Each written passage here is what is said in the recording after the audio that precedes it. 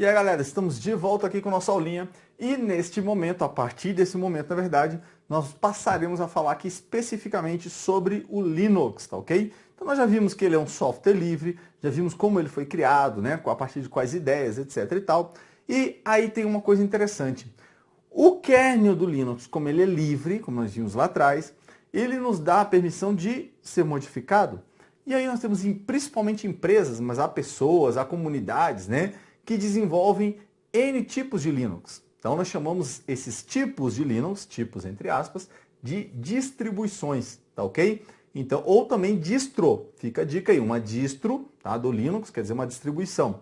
E aí elas são voltadas algumas mais para a parte empresarial, para a parte técnica, para usuários iniciantes, beleza? Então vamos conhecer e joga na tela, vamos conhecer aqui o Linux, sua versão Ubuntu 16, na verdade isso aqui é uma palavra, né, africana, é Ubuntu 16.04, tá ok? Genial Shadows, esse é o nome dessa distribuição, distribuída aí pela Canonical. Canonical é a empresa, tá, por trás dessa distribuição, beleza? Vamos lá então conhecer alguns detalhes. Primeiramente aqui, uma rápida comparação entre Windows e Linux, que são características do Linux e do Windows. Vamos lá. Os dois são multiusuário, quer dizer que eu posso criar várias contas de usuário, né? Os dois são multitarefa preemptiva. O que é isso, galera? O que é preempção? Você tem que saber. Multitarefa é quando eu sou capaz de executar várias tarefas ao mesmo tempo. Com preempção ou preemptivo, quer dizer que eu separo essas tarefas de acordo com a sua prioridade, tá ok? Então, multitarefa preemptiva, executar várias tarefas ao mesmo tempo, separando-as de acordo com a sua prioridade, beleza? Vamos lá, continuando. Vamos conhecer aqui o que o Linux e o Windows fazem na máquina. Então, os dois gerenciam a memória da máquina, gerenciam o processamento, gerenciam os arquivos, tá? Tanto do usuário como do próprio sistema operacional, controlam os periféricos de entrada e saída, então teclado, mouse, monitor, impressora, né? Todo o hardware da máquina, todo o software vai ser controlado pelo sistema operacional, ok? E ainda cria uma plataforma comum entre os programas, ou seja, para que você venha a instalar qualquer programa, você tem que ter anteriormente instalado o sistema operacional, seja ele o Linux ou Windows, né? Beleza? Vamos lá. Vamos conhecer agora alguns componentes aqui do sistema operacional. O kernel, galera, como eu havia falado anteriormente, o comparamos, né, com o motor do carro, certo? E olha só, todo carro tem motor, concorda comigo? Pode ser elétrico, pode ser a diesel, a álcool, flex, etc e tal, com 20 válvulas, 2 válvulas, 3 cilindros, enfim. Vai variar aí muito, né? A arquitetura, a estrutura, mas ele tem um motor lá, ok? Bem, todo sistema operacional tem um kernel. Então o Windows tem kernel também, o Linux tem kernel.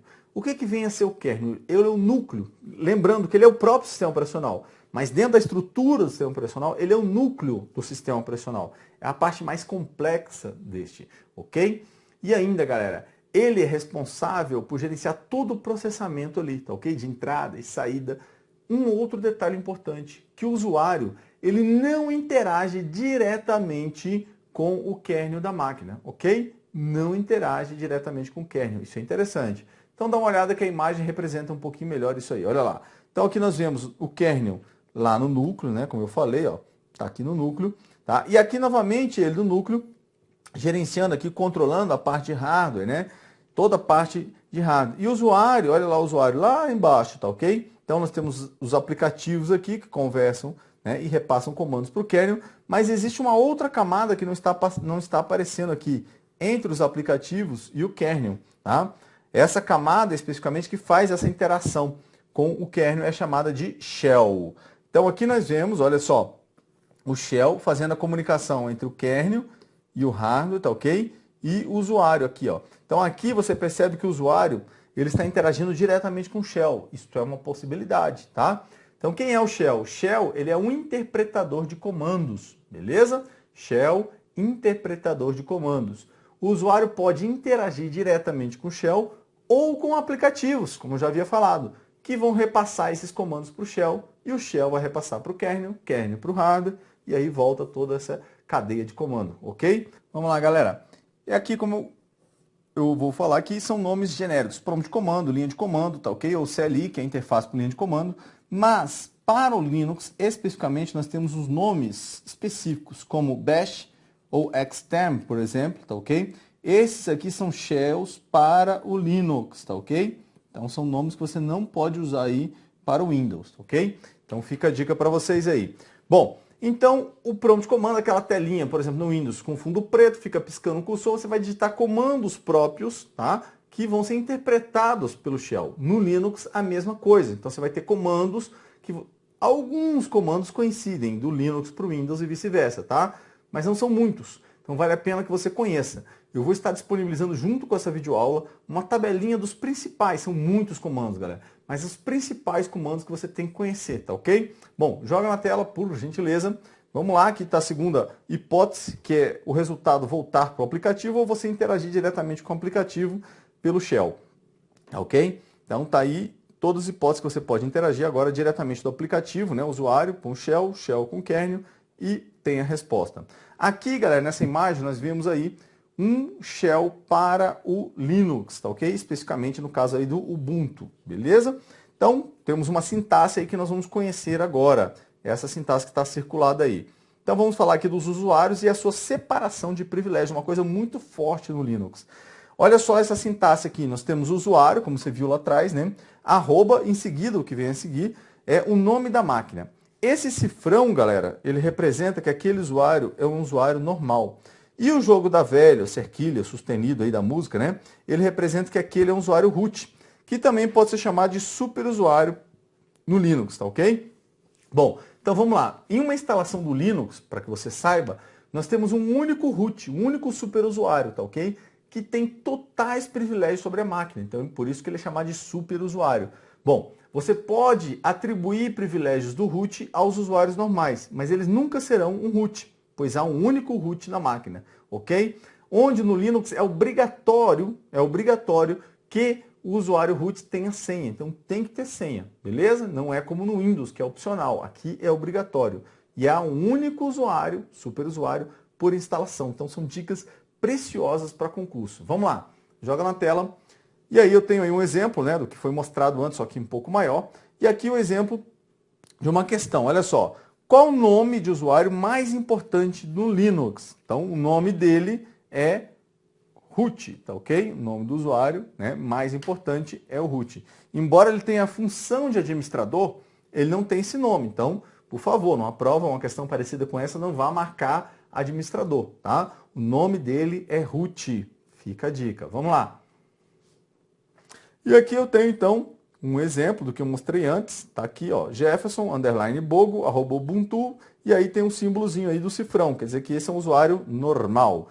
E aqui eu tenho o outro exemplo, onde agora eu estou usando o sistema como root. Eu vejo isso porque tem agora o asterisco lá no final. Beleza? Bom, vamos lá então falar um pouco sobre a interface gráfica padrão. Primeira coisa, galera, o Linux, antes de falar disso aqui, ele roda por padrão, tá? No modo texto, aquele modo anterior que nós estávamos vendo aí. O padrão dele é esse. Mas pode ser utilizado através de uma interface gráfica. No nosso caso, o nosso Ubuntu 16.04 aqui, ele tem como interface gráfica padrão que vem nele a Unity. Dá uma olhada aí e a conheça, tá? Então, esta aqui, ó, a Unity. Essa aqui é a interface gráfica do Ubuntu 16.04. Bacana? Mas nós temos, galera, para o Linux, é possível, então essa já vem, já está lá. Mas existem outras interfaces gráficas que podem ser usadas no Linux. No Windows existe apenas uma. No Linux existem várias. Essa é a padrão do 16.04, mas se você quiser utilizar outras, tem como. Vamos conhecê-las. Joga na tela. Então nós temos a KDE, que é muito importante, muito cobrada em prova. Tá ok? Tá aqui uma interface KDE. Nós temos a interface gráfica GNOME, tá? Também muito cobrada em prova, muito importante, né? Nós temos a XFCE, outra interface gráfica, beleza? Nós temos a LXDE, outra interface, e vamos lá, outra interface gráfica. Nós temos a Back Unix, tá ok? A Backbox Unix, muito cobradas.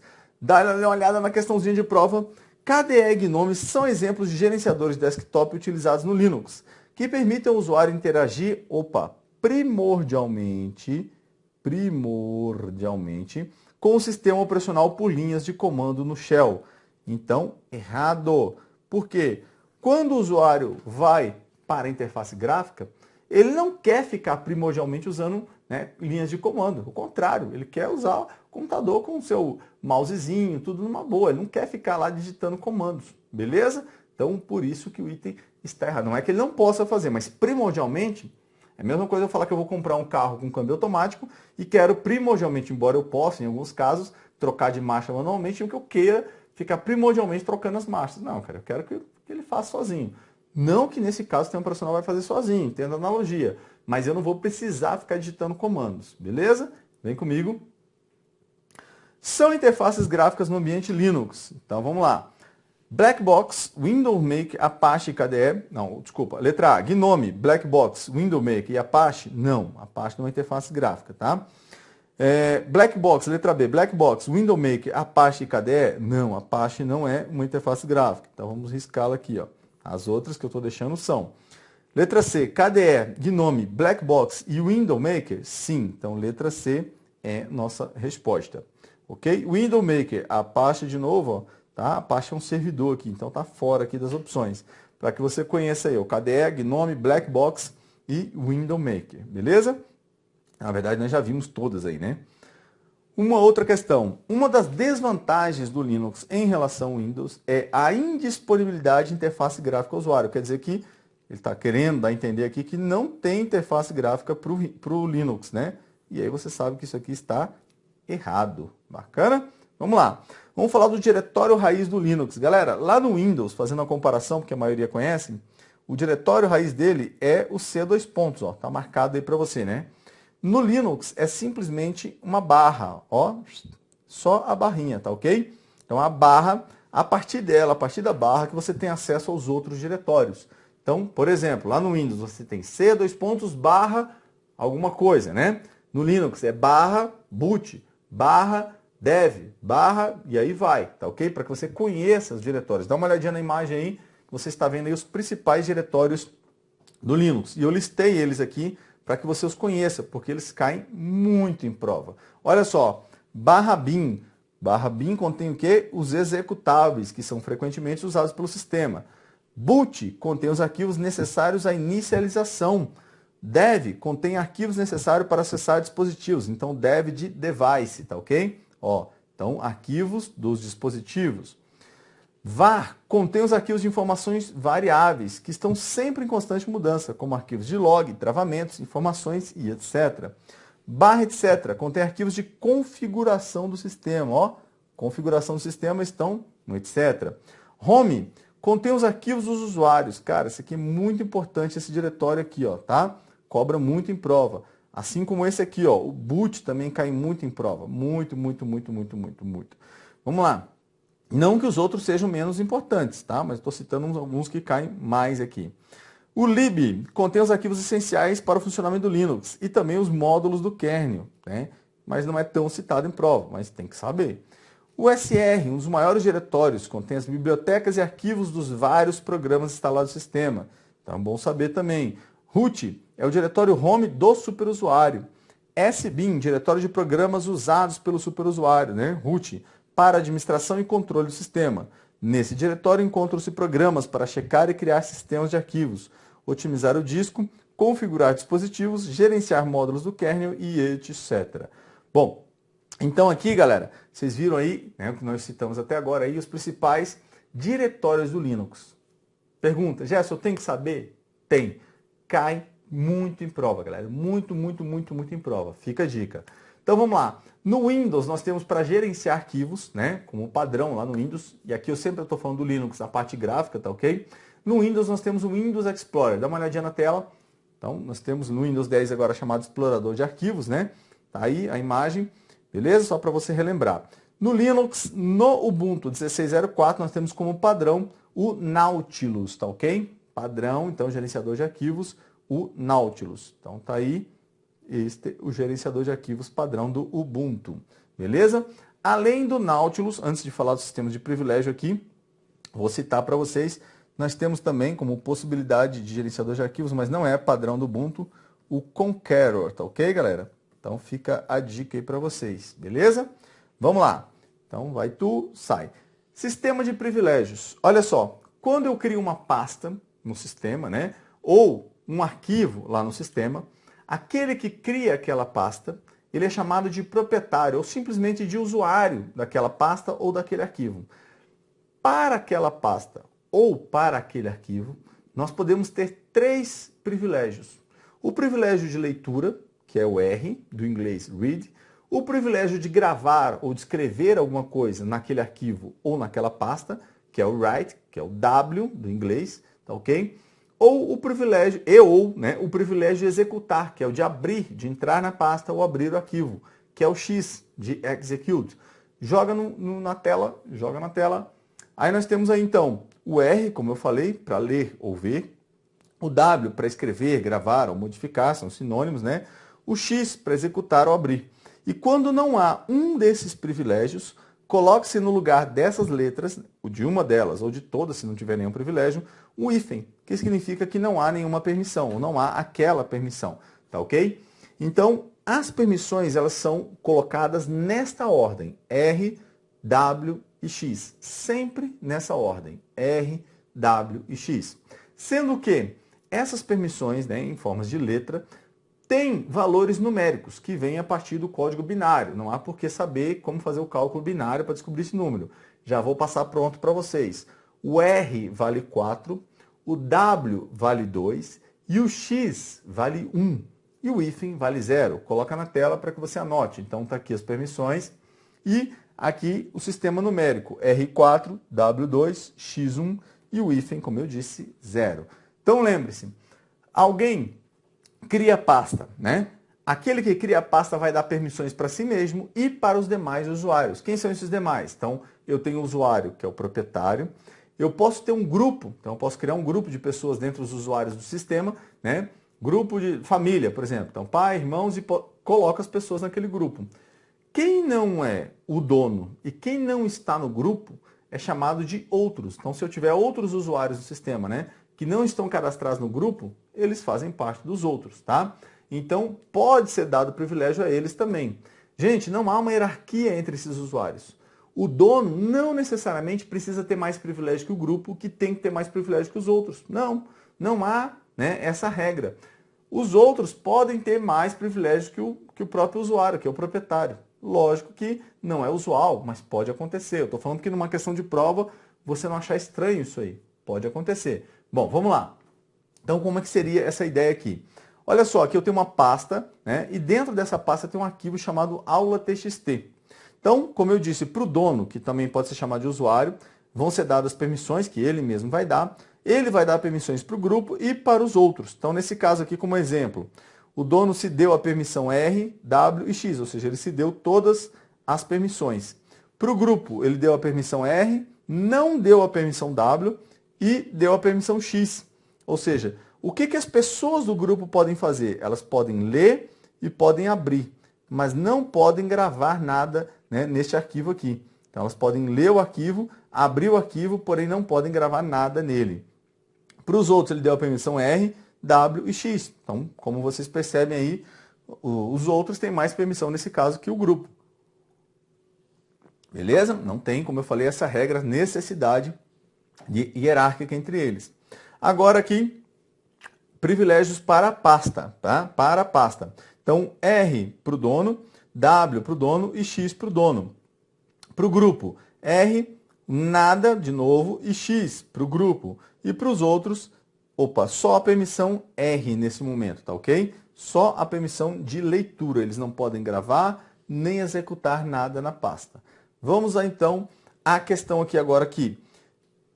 Aqui, galera, eu tenho as permissões. Na frente das permissões, onde eu circulei bem forte aqui, ó, coloquei essa seta, eu posso ter um hífen que vai designar que aquelas permissões são para um arquivo qualquer. Veja aqui, ó, elas são para um arquivo qualquer. Pode ser uma música, pode ser um documento, uma planilha, tá? Quando vem na frente um D, quer dizer que aquelas permissões que estão sendo listadas agora obrigatoriamente são para um diretório, tá ok? Obrigatoriamente são para um diretório. Vamos ver isso aqui na prática, então. Então, aqui eu dei um comando, né, que é o comando ls, para listar as permissões. E aqui na frente você vê o D, ó. Então, o que é esse D aqui? O D significa que foram listadas as permissões de um diretório, ok? Aqui, eu listei aqui agora as permissões de um arquivo qualquer. Por quê? Porque tem um hífen lá na frente, ó. O hífen, um arquivo qualquer. Beleza? Então, essa aqui é a aplicação prática daqueles caracteres que podem vir na frente das permissões. Então, como você percebeu, galera, cada um dos usuários pode ter 3 permissões, o R, o W e o X, ou não tê-las. Isso vai me dar o total, tendo ou não as permissões, vai me dar o total, porque quando não há permissão, tem que ter o hífen no lugar. Então, eu vou ter o total ali, 3 para o usuário, 3 para o grupo e 3 para os outros. Ó, UGO, a sigla, usuário, grupo e outros. 3, 3, 9. 9 caracteres, podendo ter as letras, ou não, como eu falei, mas se não tem o R, tem que ter o hífen. Sempre nessa ordem, R, W e X, sempre, ok? Não se confunda em relação a isso. Vamos lá. No sistema operacional Linux, o comando chmod 711 myprog confere todas as permissões ao proprietário do arquivo e limita a permissão dos demais usuários somente para execução. Então, se nesse momento você estava se perguntando, Jefferson, como é que é cobrado esse negócio de permissão na prova? Assim, o que é esse comando chmod, Jefferson? Lembra do arquivo que eu falei que vai ser disponibilizado para você junto com essa videoaula? Este comando é para trocar, para alterar as permissões. Então, eu digito o comando lá no prompt comando, obviamente, né? chmod espaço myprog, ou as permissões, e aí vai variar, tá? Você viu lá que o R vale 4, o W vale 2 e o X vale 1. Então você vai entender como é que é feita a combinação para se chegar a esses números aqui, se você não entendeu ainda, tá? Vou explicar nesse momento aqui.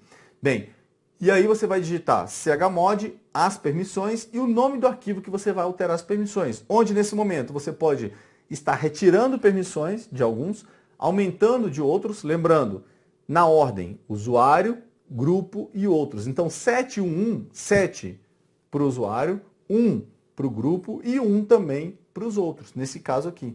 Vamos entender? Dá uma olhadinha aí. Então vamos lá, chmod 711. Então lembrando que essas primeiras permissões aqui, porque tem várias permissões aqui do usuário, aqui do grupo e aqui dos outros. Então qual é a lógica aqui, galera? Olha só, para que a gente entenda a combinação para se chegar ao somatório dos números. Qual seria essa lógica? Vem comigo, eu vou fazer uma tabelinha de possibilidades aqui. Então vamos esquecer por enquanto a questão e vamos pensar o seguinte, ó. O usuário, né, ele vai ter as seguintes possibilidades, saindo do zero, 1, 2, 3, 4, 5, 6, 7. Tá? Vou cortar o 7 aqui. Se ele tem o total de 0, quer dizer que ele não tem o R, ele não tem o W e não tem o X. Se ele tem 1, o R vale 4, então ele não tem R. O W vale 2, então ele não tem o W. Então quer dizer que ele tem apenas o X. Se ele tem 2, ele não tem o R porque vale 4, mas ele tem o W, que vale 2, e não tem o X. Se ele tem 3, ele não tem R, que vale 4, mas ele tem o W, que vale 2, e ele tem o X, que vale 1. Tá? Agora, se ele tem só o 4, ele tem R, não tem W e não tem X. Se ele tem 5, o R que vale 4, o W ele não tem porque vale 2, então 4 e 2 daria 6, e tem o X que vale 1, tá? O X que vale 1, 4 e 1, 5. Se ele tem 6, ele tem R e tem o W, 4 com 2, 6 e não tem o X, Agora, se ele tem 7, ele tem o R, tem o W e tem o X. 4 com 2, 6, com 1, 7. Então você percebe, galera, que não tem como ter 6, por exemplo, eu tendo o W 3 vezes. Porque cada usuário, ou ele tem o W ou ele não tem. Então isso é feito isoladamente, esse cálculo, 7, né? No nosso caso ali, 7, 1. O 7, a somatória, 7, é para o usuário. Então, para ele, ou ele tem R ou ele não tem. Ou ele tem W ou não tem. Ou ele tem um X ou não tem. Então, esse vai ser o somatório dele. Para dar 7, ele tem que ter o R, ele tem que ter o W e ele tem que ter o X. Como os outros, né? E o grupo só tem um, número 1, quer dizer que a única permissão que eles terão é o X, porque o X vale 1. Beleza? Então não se esqueça disso. Vem comigo. Para que você entenda nessa combinação possível aqui dos números. Lembrando, o R vai valer 4, o W vai valer 2 e o X vai valer 1. Tá ok? Então, isso aqui é minha combinação. Beleza? Então vamos lá, fechar aqui. Deixa eu apagar tudo essa bagunça aqui. E aí vamos ver essa questão agora. Olha só. Para o usuário, ele vai ter o R, o W e o X. Para o grupo, ele vai ter, não vai ter o R, não vai ter o W, né? E vai ter apenas o X, porque vale 1. E os outros, idem, não vai ter o R, não vai ter o W e vai ter o X.